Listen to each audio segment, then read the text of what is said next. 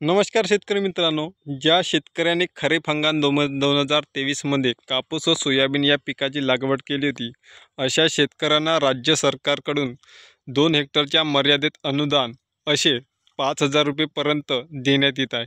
तर ज्या शेतकऱ्यांनी ही पीक पाहणी केली होती अशा शेतकऱ्यांना त्याचे अनुदान 5,000 रुपये आणि 10,000 रुपयापर्यंत मिळणार आहे। तर त्याची अधिकृत तारीख ही जाहीर करण्यात आलेली आहे। 21 ऑगस्टपासून म्हणजेच बुधवारपासून ही रक्कम शेतकऱ्यांच्या खात्यामध्ये वितरित करण्याचे आदेश देण्यात आलेले आहे। आता जे पात्र शेतकरी आहे अशा शेतकऱ्यांच्या खात्यामध्ये अनुदानाचे पैसे हे वितरित केले जाणार आहे।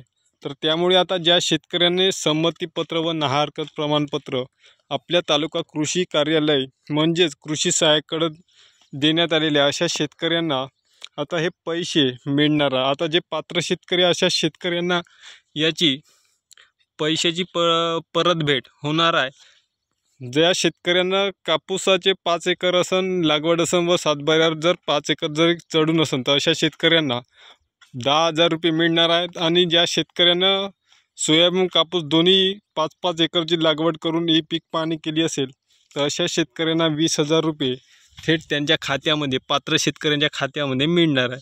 त्यामुळे आता कृषी सहाय्यकडे आपल्या अर्ज संमतीपत्र व नाहरकत प्रमाणपत्र जमा करून द्या।